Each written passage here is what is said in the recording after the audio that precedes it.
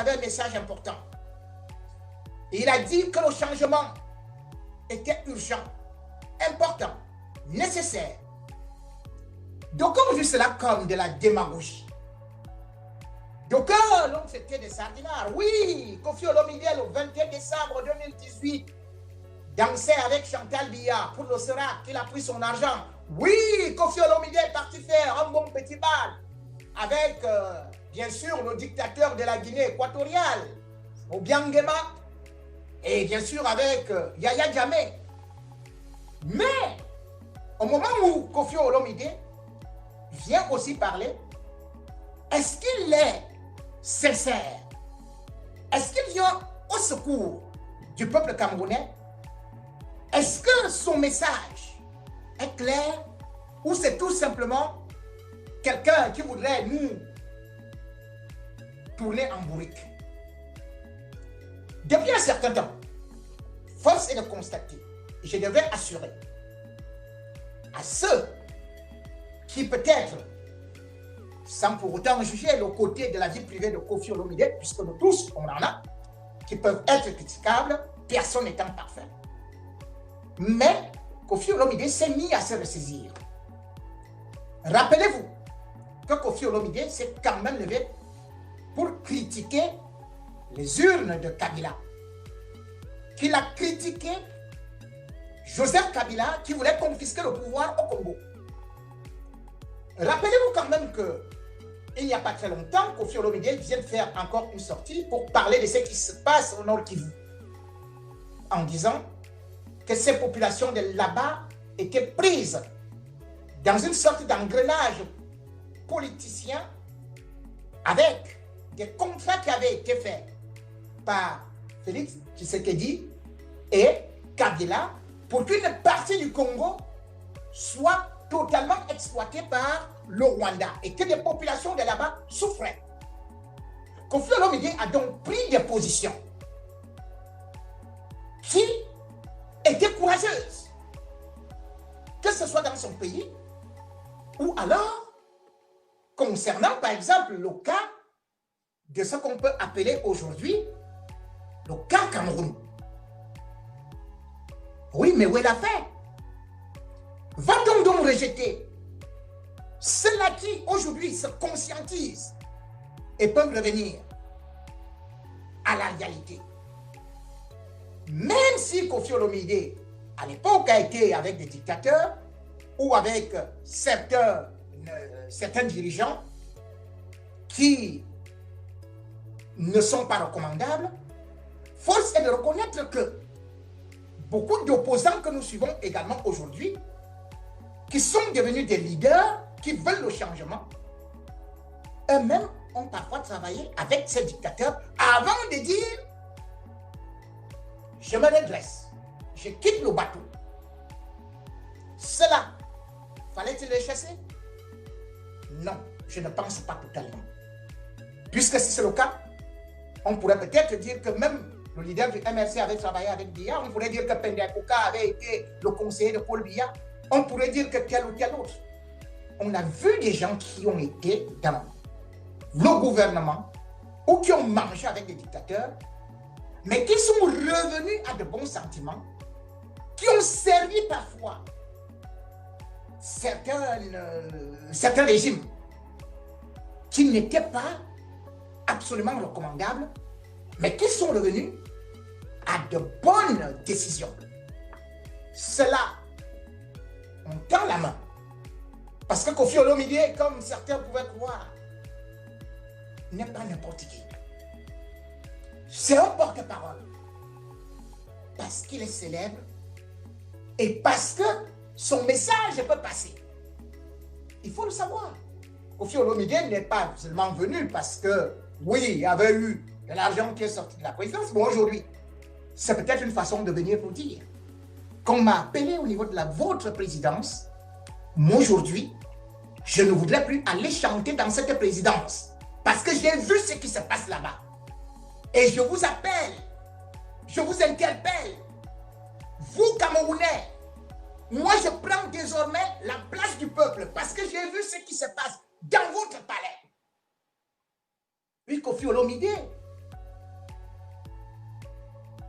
l'a fait avec beaucoup de courage et avec beaucoup de brio. Pour moi, je ne pourrais donc que le féliciter.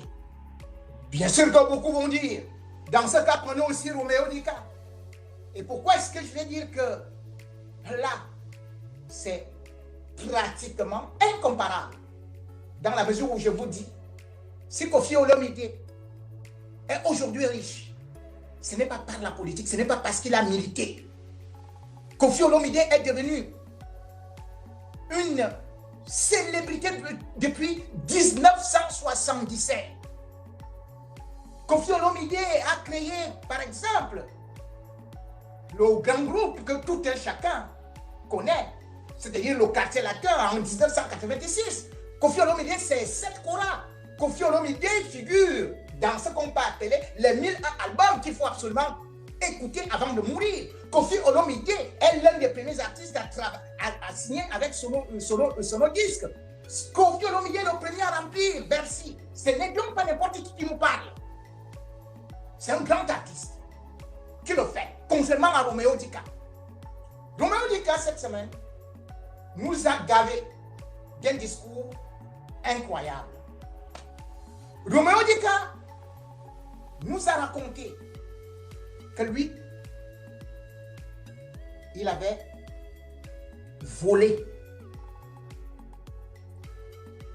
les urnes pour Paul Biya. Roméo Dika nous a assuré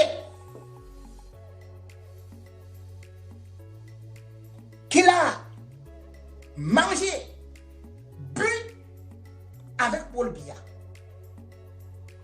Roméo Dika nous a assuré que lui, il était un fervent militant et prêt à mourir pour Paul Biya, mais que aujourd'hui il se révolte parce qu'il n'a pas eu droit à ces 90 millions de francs CFA.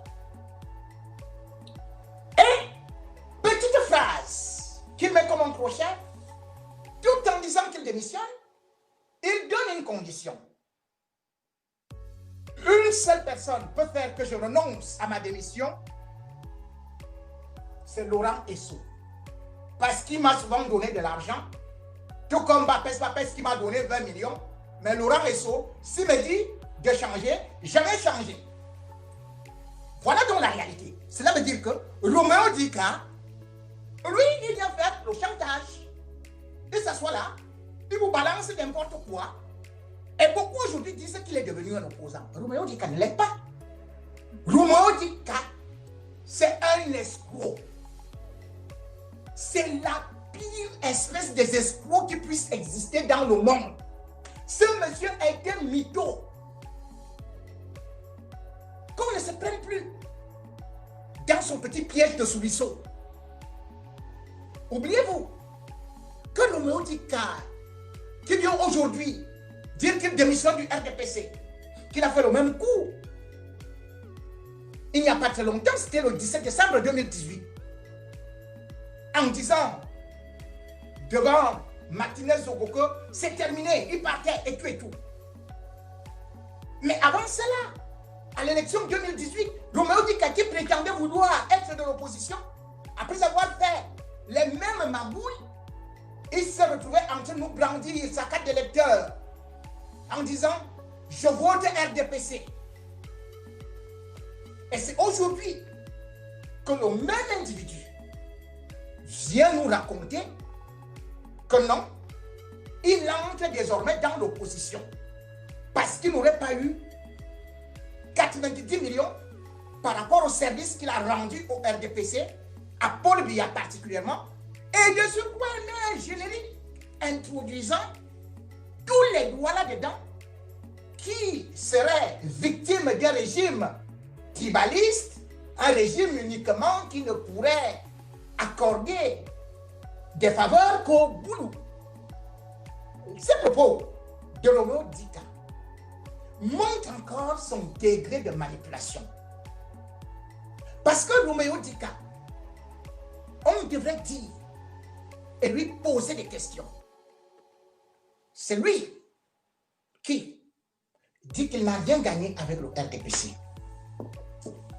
Monsieur Roméo Dika, Vous qui dites que les Douala n'ont rien, comment vous qui êtes né à Abidjan en 1964, vous qui n'étiez pas un grand musicien, qui avez fait votre premier concert au Cameroun le 1er décembre 2010, comment avez-vous pu faire pour gérer tous les artistes camerounais? N'était-ce pas parce que le secrétaire général du comité central du RDPC, Charles Ndoumba, était Douala? Ce n'est pas lui qui vous a mis là-bas? Monsieur Roméo Dika, vous étiez à la Sosinada à l'époque de ce Somba. Votre salaire était 70 000 francs. Mais votre niveau de vie, c'était à 70 millions. Est-ce que M. Roméo Dika peut nous dire où sont partis les 200 millions de l'UNESCO adressés à la Sosinada? Est-ce que M. Roméo Dika peut nous dire pourquoi il est revenu dans le milieu artistique alors qu'il avait été exclu, interdit d'entrer au ministère de la Culture pendant 10 ans? Mais comme d'habitude, il est passé par des manipulations. Roméo Dika est parti s'entendre avec la ministre Amatoutou, ministre de la Culture de 2007 à 2015, pour faire le faux. C'est la première fois qu'une ministre est condamnée au Cameroun à 7 reprises, jusqu'à la chambre administrative de la Cour suprême, pour vol, détournement en bande organisée. Amatoutou était avec qui? Elle était avec le conseiller Roméo Dika. Monsieur Roméo Dika, est-ce que vous pouvez nous dire ou nier que la ministre Amatoutou a pris 700 millions, je dis bien débloqué 700 millions du compte spécial de la redevance audiovisuelle? Vous êtes parti en Bengui, soi-disant que c'était pour les guitares, pour aller distribuer les guitares. 150 guitares à 700 millions, monsieur Roméo Dika. 150, puis vous avez ajouté 170. Monsieur Roméo Dika, en septembre 2014, allez-vous nier que la même ministre avec vous avait fait débloquer 205 millions d'euros, de francs CFA? Allez-vous nier? Et c'était pour les artistes. Et en lieu et place de ces artistes, on a vu ce qui devait être 115 millions pour les droits d'auteur, pour les droits d'auteur de l'art musical. 30 millions ont disparu entre vos mains. Ça fait comment? Ça s'est passé comment? Expliquez-nous. Même chose, même scénario. En 2015. Monsieur Roméo Dika, puisque vous n'avez jamais rien reçu de ce gouvernement, vous dites que Paul Biya, depuis pratiquement 16 ans, ne vous payez pas vos droits, vos dus. Vous avez réuni 200 artistes, dites-vous, pour chanter les louanges à Biya, que ce soit en 1994, alors que vous dites que vous n'êtes devenu militant qu'en 1998, pour confisquer la victoire de Fundi. Comment est-ce que nous pouvons donc, aujourd'hui croire en vous lorsque vous-même vous savez que vous avez porté un coup à la démocratie camerounaise, que vous avez volé? Je vous donne un autre exemple. Monsieur Etundo Yono, directeur du port de Douala, avait débloqué 40 millions. Vous êtes parti là-bas. Et les 40 millions, vous vous êtes présenté comme président de la commission de liquidation de la CMC. En même temps, vous étiez le porte-parole de la SOCAM. En même temps, vous étiez le président du syndicat des Simaku, quelque chose comme ça.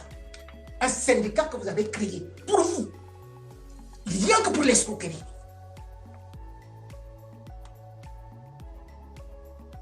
Lapiro de Mbanga, 2 mois avant d'être arrêté, vous avez dénoncé par rapport aux multiples détournements. Mais vous n'avez pas eu honte de tout cela. Vous vous permettez de venir dire aujourd'hui que on ne vous paie pas parce que vous n'êtes pas homosexuel. De qui voulez-vous vous moquer? Qu'est-ce que vous faisiez? Dites-moi un peu. Avec le roi des homosexuels, le ministre Mokoko Mbonjo. Roméo.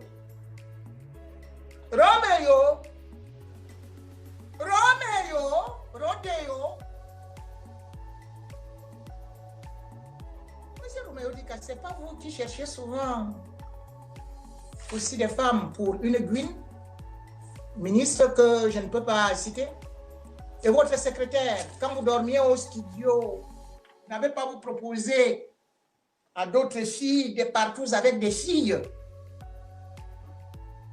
Donc, aujourd'hui, là où nous sommes,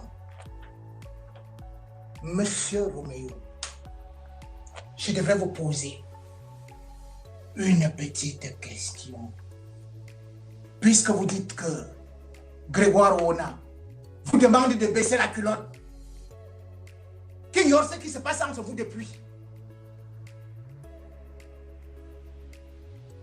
Moi, je n'ai pas envie de parler. Parce que la vie privée des autres, je ne m'en occupe pas.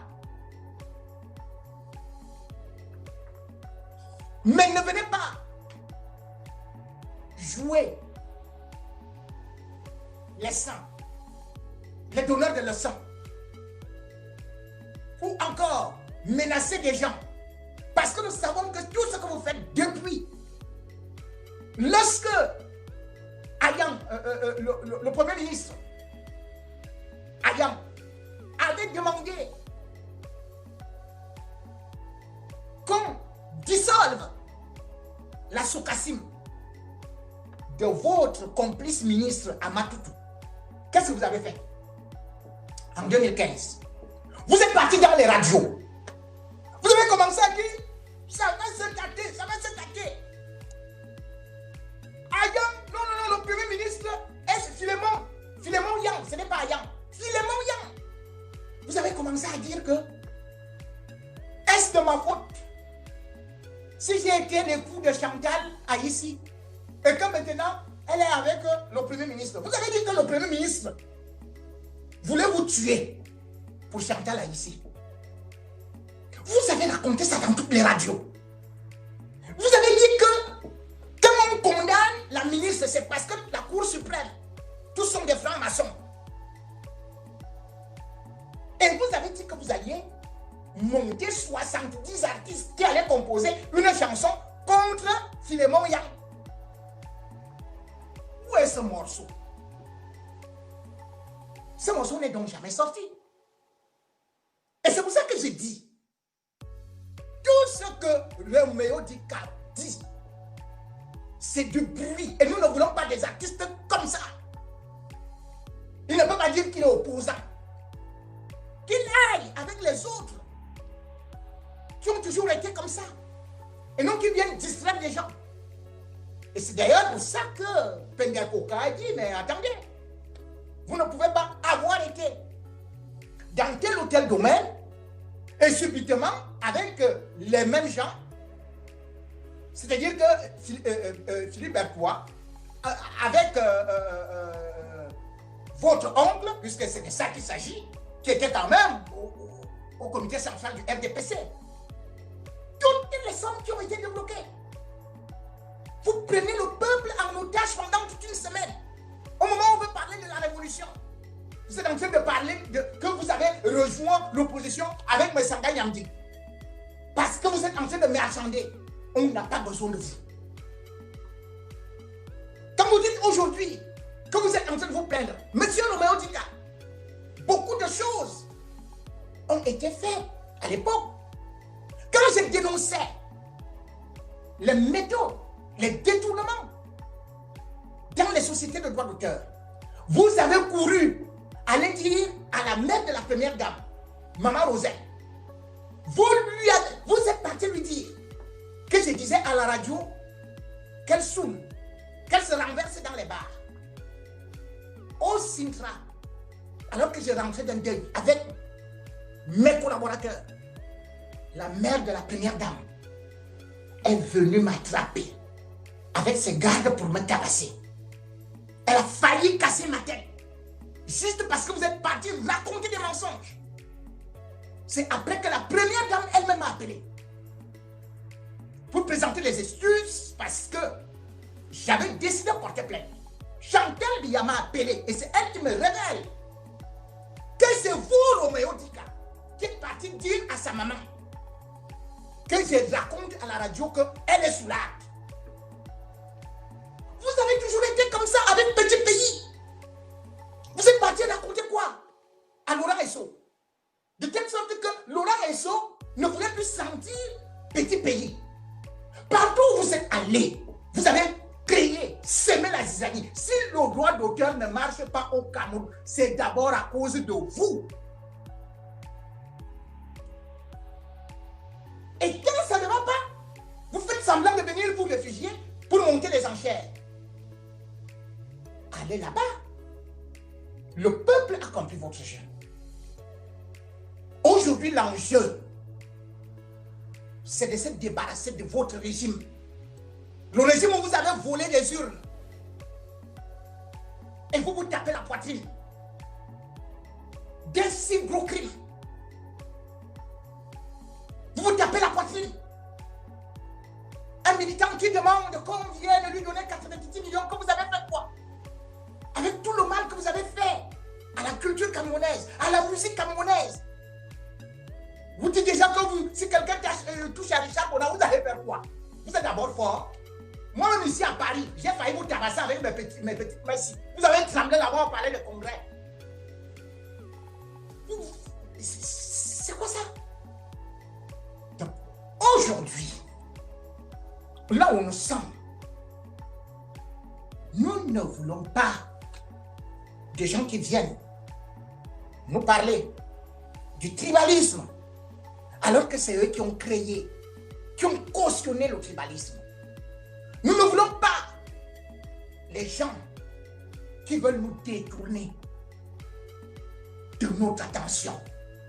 Nous ne voulons pas les gens qui veulent nous détourner de notre objectif.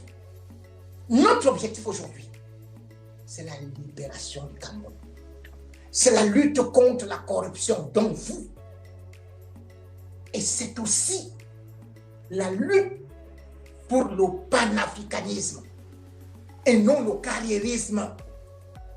Nous voulons inculquer d'autres valeurs. Pas toujours utiliser les êtres humains comme des armes.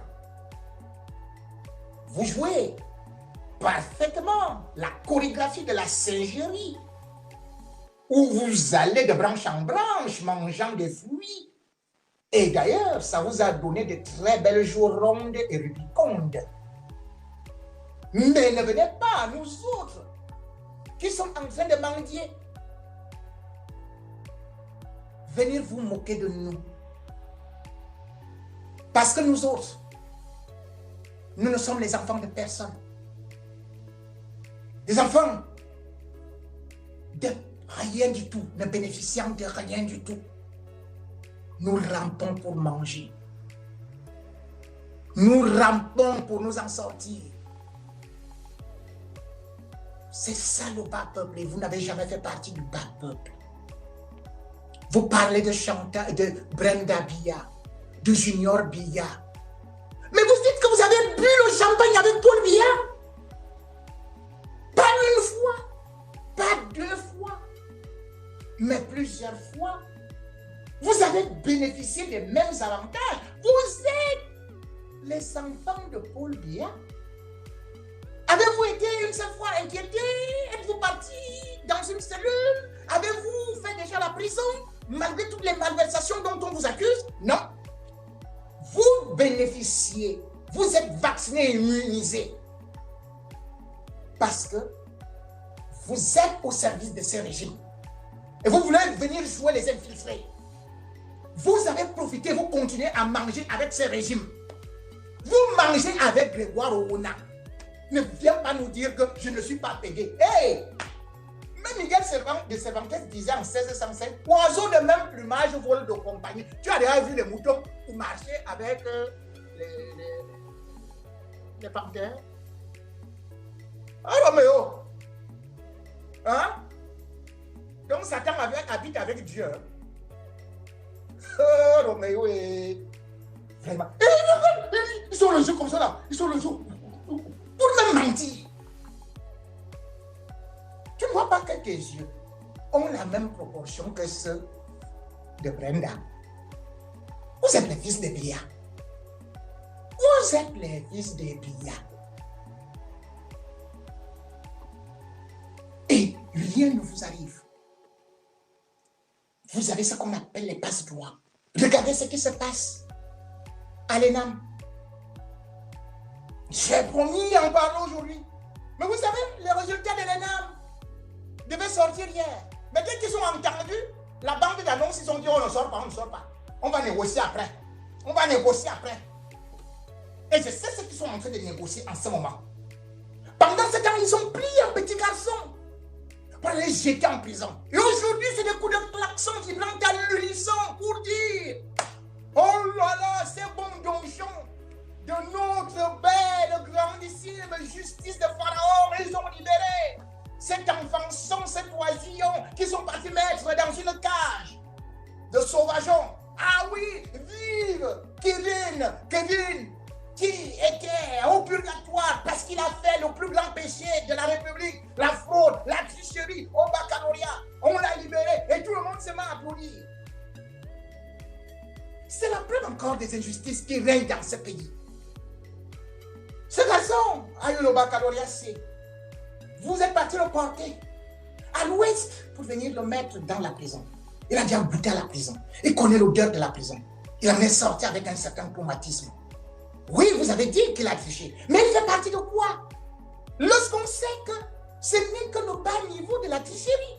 Comme je parle aujourd'hui. Comme je parle aujourd'hui de l'ENAM. L'ENAM qui est supposé être le creuset de ceux qui doivent nous diriger. L'ENAM qui doit être le vivier de ceux qui, sur le plan de la magistrature, sur le plan financier, doivent tenir les manettes de la République. Mais qu'est devenu l'ENAM? Lorsqu'on sait que les enfants de Paul Biya, Brenda, Junior, ont été admis à l'ENAM sans niveau, sans dossier, et que tous les enfants des ministres, du président de l'Assemblée nationale, qui a déjà placé plus de 100 membres de sa famille à l'ENAM, Kabaye Yege Gibril. Lorsqu'on connaît tous les scandales qu'il y a eu à l'ENAM, qui a-t-on mis en prison à l'ENAM? On n'a jamais mis personne en prison. Je vous prends quelques petits exemples. En 2004, est-ce que vous ignorez que lors du concours, il y avait 88 élèves admis à l'ENAM? C'était juste avec de l'argent. Et par la suite, lorsque ça a fait scandale, eux-mêmes ils ont commencé à danser que moi j'ai donné 5 millions, l'autre 3 millions. L'autre dit que pourquoi toi on peut taper? On avait dit qu'on devait suspendre ces élèves-là. 88 dans un concours, ça s'est bien passé où? On a dit fraude aggravée. Ils sont suspendus pour 3 ans. L'année qui suivait, boum, ils sont repartis là-bas. On a vu comment ils étaient admis dans l'ENAM. Lorsqu'on connaît par exemple que en 2006, même chose, un rapport de la commission indépendante de lutte contre la corruption, qui d'ailleurs a été fait par le docteur Chadel Koné, disait qu'il y avait de la tricherie à outrance, de fraude grave au niveau de l'ENAM et qu'on vendait des prix à tel ou tel machine. Mais on a dit, on a mis le concours. Le rapport était sorti en janvier 2006. Et puis en février, le ministre avait décidé, le ministre de la fonction publique avait décidé que bon, ok, on annule le concours. À peine avait-il dit qu'il annulait le concours, qu'immédiatement, Doreen Ndongo, secrétaire général au Premier ministère, parce que les enfants du Premier ministre étaient dedans, les enfants des dirigeants étaient dedans, il a dit, annule ce que tu viens de prendre là. Il a pris l'ordonnance, il dit, bon, mesdames, mesdemoiselles et messieurs, je me suis trompé en signant ça, vraiment tout le monde est bien admis. Voilà un pays. En 2012, n'est-ce pas le Premier ministre, tout le monde, toujours Philemon Yang, qui avait décidé que le concours de l'ENAM, 6 enfants, je dis bien 6, du président de l'Assemblée nationale, Kabaye Diégué Djibril, soient exclus de l'ENAM. Exclus de l'ENAM parce qu'ils n'avaient même pas fait le dossier. Est-ce que vous pouvez vous rendre compte? Ils n'avaient même pas fait le concours. Mais ils ont été admis à l'ENAM. Voilà ce qu'est devenu l'ENAM. Une école qui était le symbole de fierté, créée en 1959. Une école qui en 64 représentait la crème de la crème. Une école, bien sûr, qui était dirigée jusque-là par des Français, jusqu'en 1978, mais on ne voyait pas autant de corruption. C'est à partir de 1978 que le premier noir a été nommé directeur à l'ENAM. C'est Ayidjo qui avait nommé Ngouat de Joseph. On n'entendait pas qu'un concours a été acheté. Les gens qui sortaient de l'ENAM avaient une probité morale. Les gens qui sortaient de l'ENAM étaient respectés, respectables. Les gens qui sortaient de l'ENAM, c'était la méritocratie. Les gens qui sortaient de l'ENAM, c'était la crème de la crème. Mais aujourd'hui, l'ENAM est devenue une école commerciale. Malos Mak, venez me tromper. L'ENAM est devenue comme une quincaillerie où chacun commande ses pièces, commande tes filières, et puis bam, on lui accorde cela. Dans la mesure où le premier Camerounais qui devrait être l'exemple, Paul Biya, lui-même n'a jamais respecté ni l'ENAM, ni même le cursus académique de ses enfants. Regardez dans quelles conditions Brenda Biya et Junior ont été admis à l'ENAM. ont-ils même eu le temps de composer, de déposer le dossier? Non. Quel est même leur cursus au Cameroun? Les fils du président Paul Biya sont les plus feignants de la planète Terre. Aucun président n'a jamais eu des enfants aussi nuls comme ceux de Biya. Tête de poisson. Paul Biya avait créé une école dans le palais.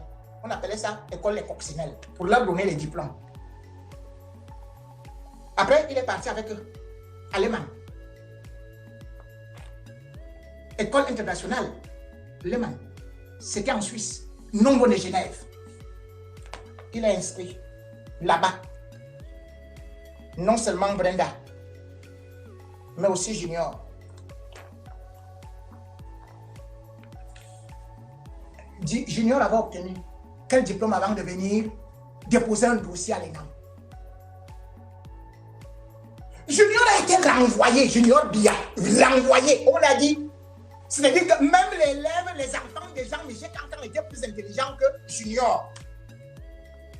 Il est seulement venu dire à son père, exactement comme l'enfant de Jean-Michel Kankan, élève de passant parfois ses professeurs. On arrive là, au collège Lehman. Son nom a été rayé. Complètement. Mais il vient. Paul Biya le met à l'ENAM. Il le met à l'ENAM. Le jour où il doit composer à l'ENAM, il joue au golf la veille. Il dort comme ça là. On envoie quelqu'un. C'est-à-dire que c'est le directeur même de l'ENAM. Avec le nom, quand tu entends le nom là, tu dis que wow, il sort du ciel. Tout ça, Mandjana, qui est parti le porter. Voilà, l'enfant du président pour venir composer. Parce qu'ils avaient refusé de composer. Hein? Lui et Brenda. Vous savez comment Brenda est arrivée à l'ENAM? Brenda était au même collège. Vous connaissez combien la scolarité coûte là-bas? 35 millions et demi par an. Elle a été rétrogradée. Dernière en français, dernière en anglais. Et par la suite, voilà comment est-ce que Brenda s'en va aux États-Unis, en Californie, à l'université. Paul Biya négocie tout là-bas. Et là-bas, la scolarité, c'était 34 millions et demi par an. Frais de transport, 57 700 000 par an. Location, elle était à Beverly Hills. 1052 mètres de superficie. 13 millions par mois. Et vous savez ce qu'elle a eu? Elle est sortie major de la drogue.